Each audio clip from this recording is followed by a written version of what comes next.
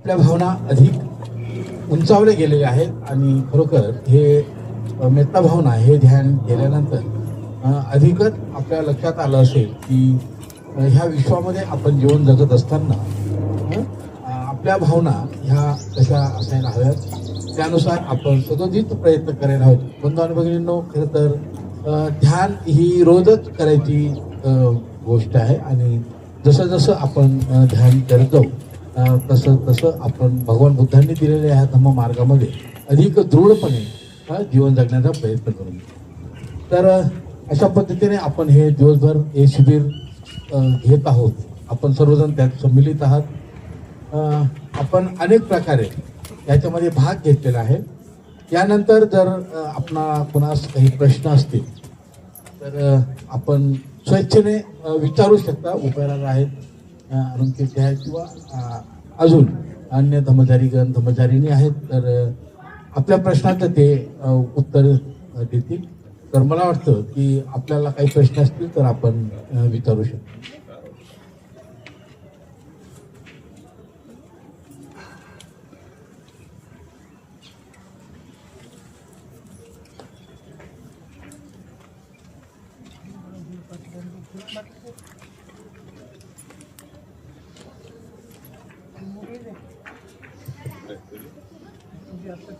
कोणाला काही प्रश्न असेल तर हात वर करा, माईक मी घेऊन येतो.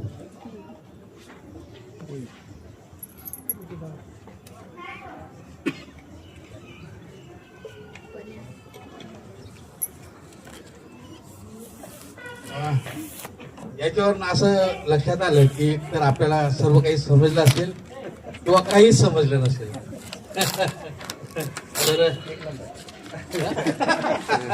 तर आम्ही अशी आशा करतो की दिवसभर या शिबिरामध्ये आपल्याला सर्व काही कदाचित समजलं असेल, पण तरी सुद्धा आपण आपलं मनोगत या ठिकाणी करू शकता. स्वेच्छेने यायचे शक्यतोवर नवीन बंधू आणि भगिनी यांना मी विनंती करतो की आपणास आता हा दिवस कसा वाटला किंवा आपण स्वेच्छेने आपलं मनोगत व्यक्त करू शकता की आपण आता हा दिवस आपणास कसा वाटला किंवा आपल्याला काय वाटलं आजच्या ह्या शिबिराविषयी.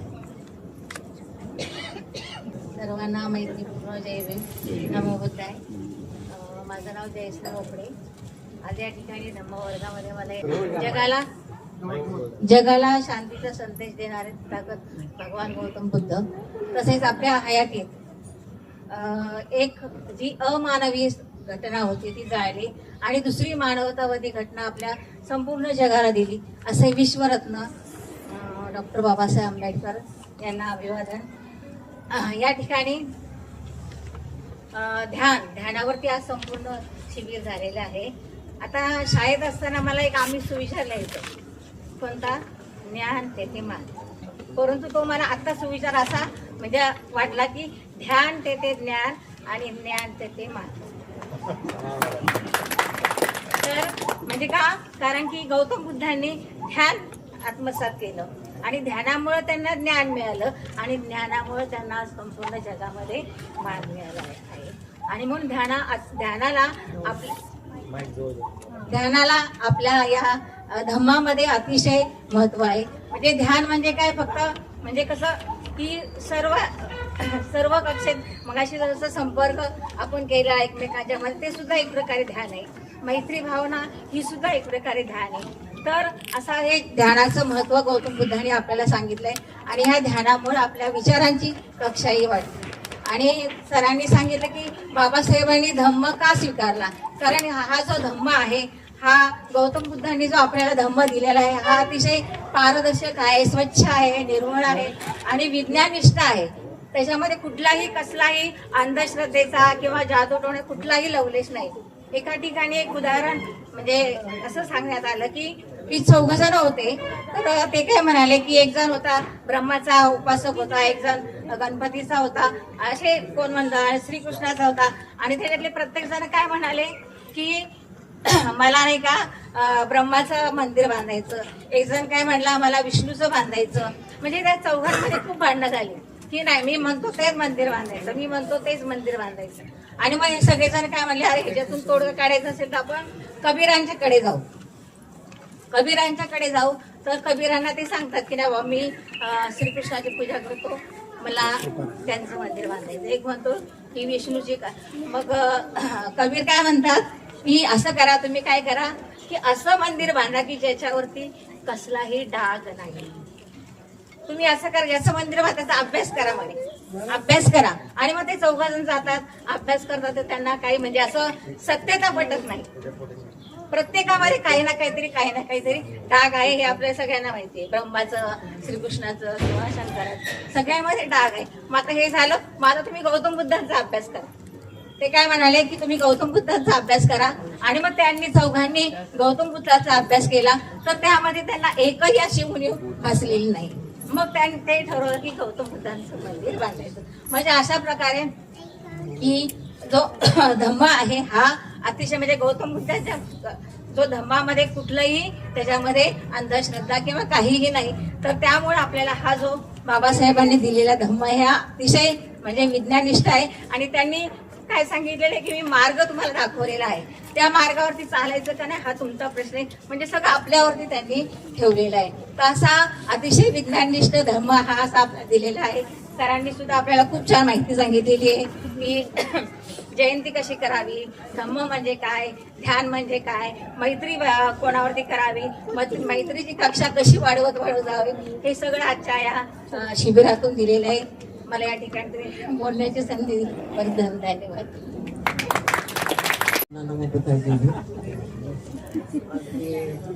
साडे 11 किंवा पावणे 12 वाजल्यापासून इथं आले. तर आम्ही ते पण एक आहे ते म्हणजे असे आता तुम्ही थोडा पण आपण सारखे एकच आहोत, आपण एकच आहोत. मी इथं ऐकलं आणि मला खूप छान वाटलं.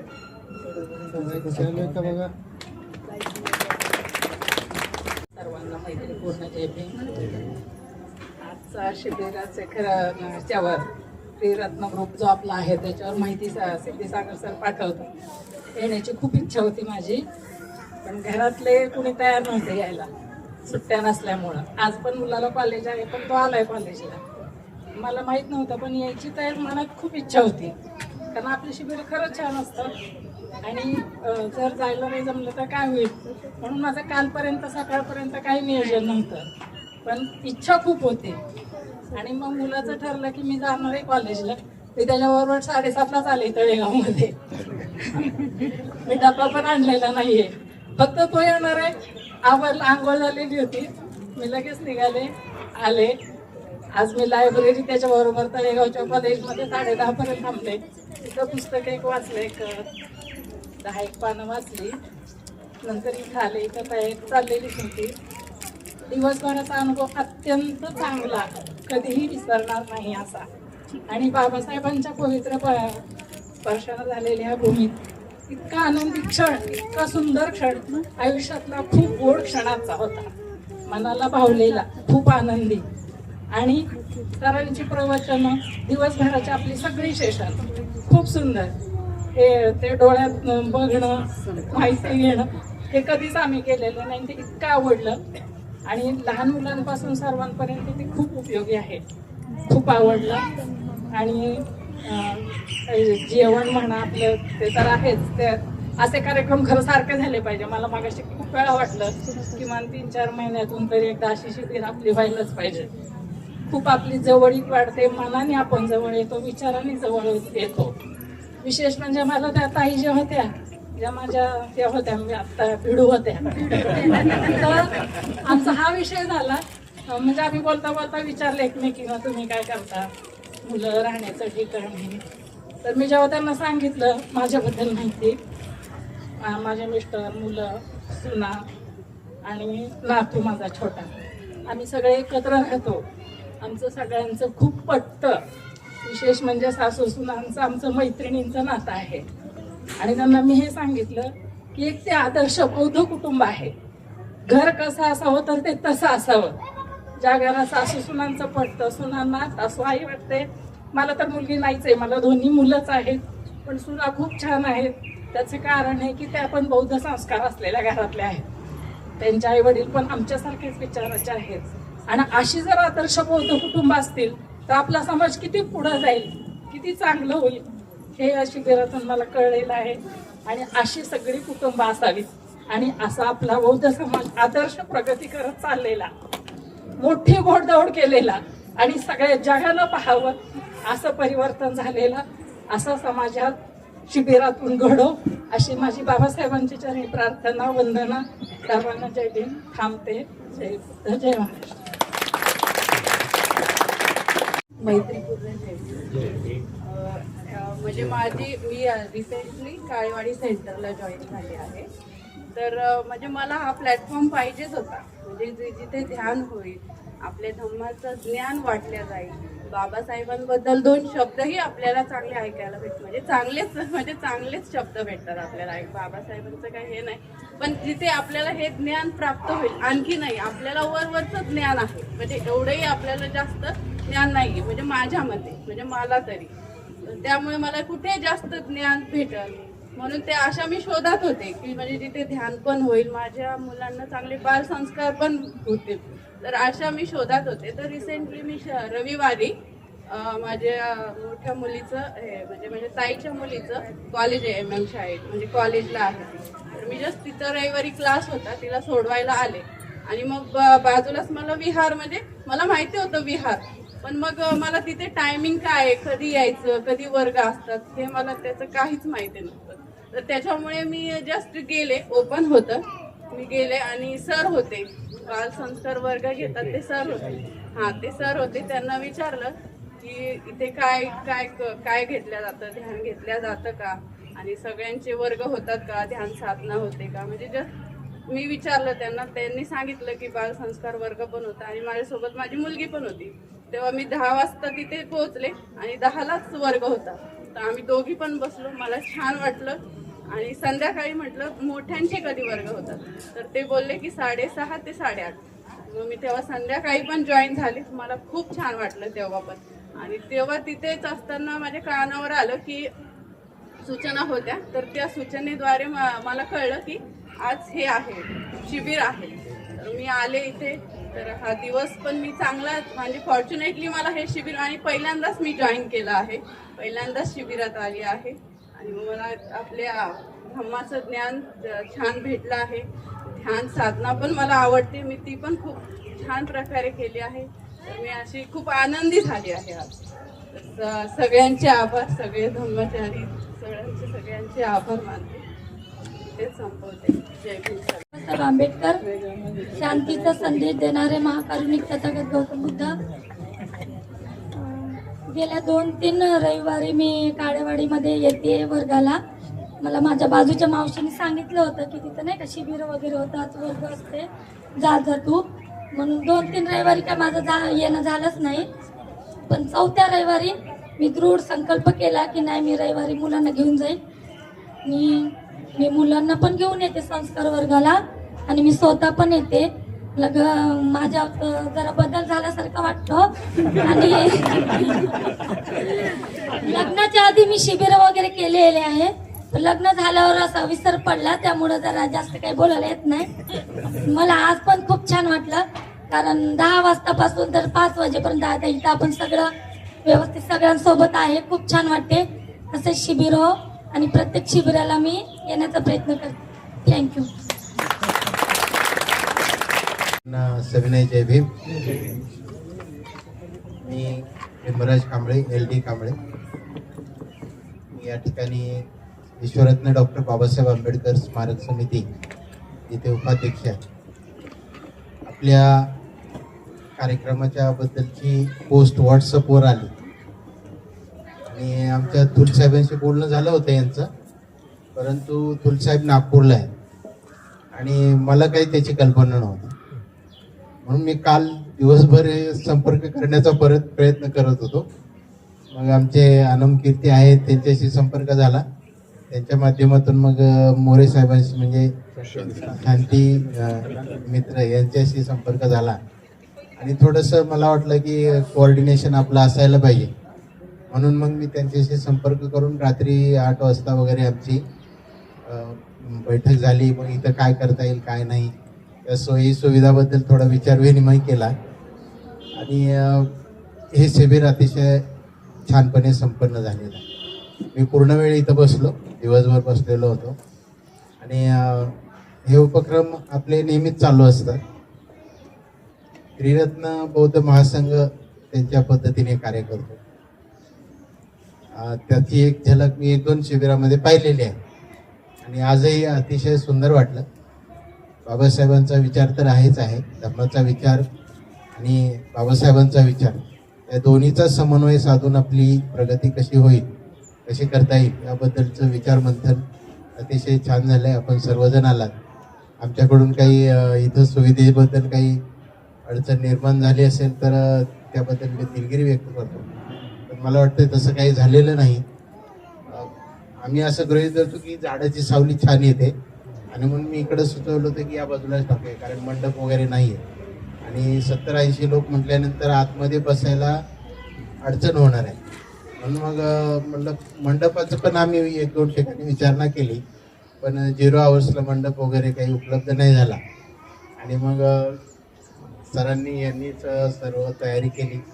त्याच्यामुळे थोडंसं पडदे आणून मग सकाळी यांनीच बांधले सगळे, म्हणजे आपण कुठेही कमी पडत नाही, ते आपण पुन्हा पुन्हा सिद्ध करून देतो. आणि अशा कार्यक्रमामध्ये अडचणी आल्या तरी उपायराजे यांनी सांगितलेलं आहे की ते, आणि कोणीतरी बोललं की त्याच्यावर उपाय सांगतात. तर मला वाटतं आपल्या प्रवचनातून उपाय शोधणे हा गुणधर्म आपल्यामध्ये सर्वांमध्ये रुजलेला आहे आणि अतिशय छानपणे हे शिबिर संपन्न झालेले आहे. सहभागी सर्वांचं या ठिकाणी मी स्मारक समितीच्या वतीने स्वागतही करतो आणि मी आपण संधी घेतली बोलण्याची. धन्यवाद. थँक्यू. सुविधा आपण उपलब्ध करून दिली त्याबद्दल तुमचं धन्यवाद. आजच्या या कार्यक्रमाचं मी कालच मला कळालं होतं, परंतु आज सकाळी आपल्या तळेगावमध्ये एक जलदान विधी कार्यक्रम असल्यामुळे मला इथं येता आलं नाही, पण तरी मी 2 नंतर मी पाठीमागे येऊन बसलेलो आहे. हा असा कार्यक्रम वेळोवेळी व्हावा अशी ही माझी बी इच्छा आहे. पण अजून एक महत्वाचं निवेदन मी सांगू इच्छितो की आपला समाज फक्त आपलेच येत नाही, तर समाज जर कधी म्हटला तर धार्मिक राजकीय या क्षेत्रामध्येच पुढाकार जास्त प्रमाणात घेत असतो आणि ज्या ठिकाणी आपल्याला लक्ष केंद्रित केलं पाहिजे होतं ते क्षेत्र आपण कम्प्लिटली दुर्लक्ष केलेलं आहे. की जे आज आम्ही ज्याच्यावर चाललोय की आर्थिक बाबतीत की जेणेकरून आपल्या समाजाची कुठंही चांगल्या प्रकारची अशी पतसंस्था नाही किंवा बँक नाही, तर या क्षेत्रावर सगळ्यांनी जर कधी लक्ष केंद्रित केलं तर मी असं एक सांगू इच्छितो की गेल्या 8 वर्षापासून तळेगावमध्ये जैतून अर्बन निधी बँक ही कार्यरत आहे आणि या बँकेच्या माध्यमातून आज रोजी जवळपास 110 ते 112 लोकांना आम्ही या ठिकाणी रोजगार उपलब्ध करून दिलेला आहे आणि बचत गट असतील, बचत गटाच्या माध्यमातूनही महिलांसाठी आम्ही रोजगार उपलब्ध करून दिलेले आहेत. मोरे साहेबांना माहिती आहे जवळपास. आणि आमचे आता असे दुसरा प्लॅन आहे की पिंपरी चिंचवड म्हणजे काळेवाडी एरियामध्ये 1, हडपसर 2 आणि भोसरी 3 आणि लोहगाव 4, तर या ठिकाणी आम्ही ब्रँचेस ओपन करणार आहोत. तर त्या एरियातले जे कोणी या ठिकाणी असतील आणि ज्यांना कमिटीवर काम करायची इच्छा असेल तर त्यांनी माझ्याशी संपर्क करावा. माझं नाव मनोहर जगन्नाथ पगारे आणि आपल्या तळेगावमध्ये जैतून अर्बन म्हटलं की ताईंनाही माहिती आहे, बऱ्यापैकी लोकांना तळेगावातल्या माहिती आहे. माझा नंबर कोणाला पाहिजे असेल तर मी इथं आहे. 9890532372 नंबर आहे, संपर्क करा. आणि सगळ्यांनी या कार्यक्रमामध्ये म्हणजे मोठ्या प्रमाणात उपस्थित दाखवली. स्मारक समितीच्या वतीनं मी आपलं सगळ्यांचं स्वागत बी करतोय आणि आभारही व्यक्त करतोय. आणि त्याच बाबतीत पतसंस्थेच्या बाबतीत सगळ्यांनी या उपक्रमामध्ये सहभागी व्हावं असे मी सगळ्यांना जाहीर आवाहन करतो. थांबतो, जास्त न बोलतो, थांबतो. जय भीम. आपलं मनोगत व्यक्त केलं त्या सर्वांचं खूप खूप अभिनंदन आणि आभार. कारण मनोगत म्हणल्यावर हीच बाब असते की मनाला जे अवगत होतं ते स्पष्ट करणं. आपल्या मनाला जे अवगत झालं आजच्या ह्या दिवसाविषयी ते आपण खरोखर या ठिकाणी उपकृत केलं, त्याबद्दल आपणा सर्वांचं आभार.